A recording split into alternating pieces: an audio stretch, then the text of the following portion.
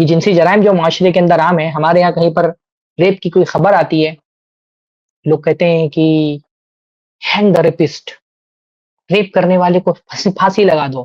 کہاں سے آتے ہیں ہمارے معاشرے میں یہ ریپ کرنے والے اور یہ بلاತ್ಕಾری بھیڑیے؟ بھائی یہ بلاತ್ಕಾری بھیڑیے، آپ کا میڈیا یہ بلاತ್ಕಾری بھیڑیے پیدا کر رہا ہے۔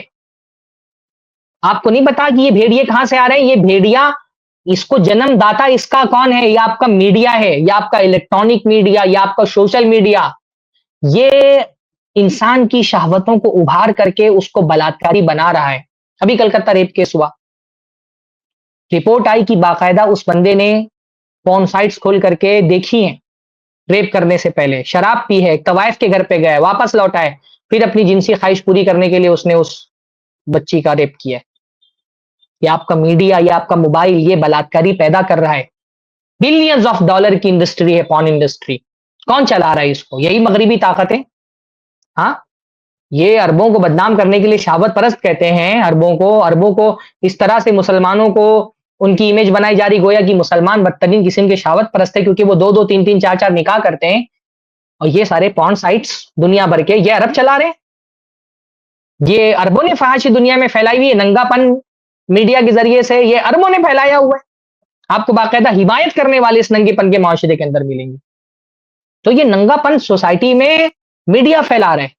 ایک طرف اس نے فحاشی کو عام کر کے انسان کی شہوتوں کو ابھارا ہے، تو دوسری طرف حلال کے دروازے بند کر دیے، نکاح کو مشکل بنا دیا گیا ہے۔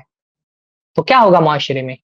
ایک طرف شہوتوں کو ابھارا جائے گا، دوسری طرف حلال کے راستے بند کر دیے جائیں گے، تو بلاತ್ಕಾری پھیلیں گے معاشرے کے اندر۔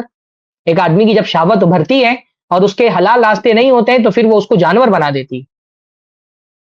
یہ ہمارا میڈیا بلاತ್ಕಾریوں کا جنم داتا ہے۔ یہ ہمارے معاشرے کے اندر جو بلاತ್ಕಾری پیدا ہو رہے ہیں نا، یہ ہمارا میڈیا پیدا کر رہا ہے۔ یہ میڈیا فیکٹری ہے ریپسٹوں کی، ریپسٹ پیدا کرنے والوں کی۔ پھر ہم کہتے ہیں کہ ریپ کرنے والوں کو پھانسی کی سزا دو۔ ہمارے معاشرے میں بعض مرتبہ دیکھنے میں آتا ہے کہ جو رائٹ ونگ کے بہت کٹر قسم کے مذہبی جنونی ہوتے ہیں، ان کی طرف سے بھی بعض مرتبہ مطالبات ہے کہ بھئی ہندوستان میں تو بلاತ್ಕಾری کی سزا وہی ہونی چاہیے جو سعودی عرب میں ہے، سر عام اس کا قتل کر دینا چاہیے۔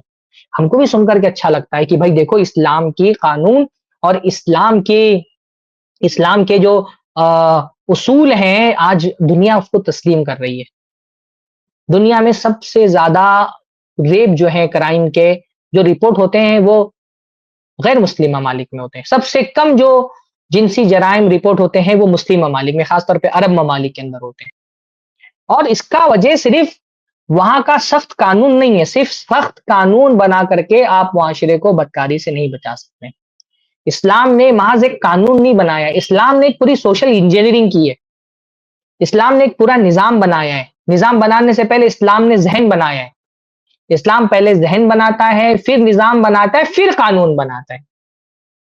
صرف قانون بنا کر کے معاشرے کو نہیں سدھارا جا سکتا۔ جو ہماری جو سلفی جو اصلاحی منہج ہمارا ہے نا، سلفی اصلاحی منہج، اور جو تحریکی منہج ہے، سلفی منہج اور تحریکی منہج کے درمیان بنیادی فرق یہ ہے کہ تحریکی منہج کہتا ہے بس قانون بدل دو، حکومت تبدیل کر دو، سب کچھ اپنے آپ تبدیل ہو جائے گا۔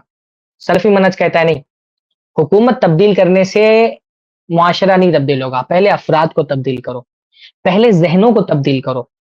ذہن تبدیل ہوگا، افراد تبدیل ہوں گے، تو یہ تبدیل ہونے والے افراد نظام کو تبدیل کریں گے، تب جا کر کے نظام کی اصلاح ہوگی۔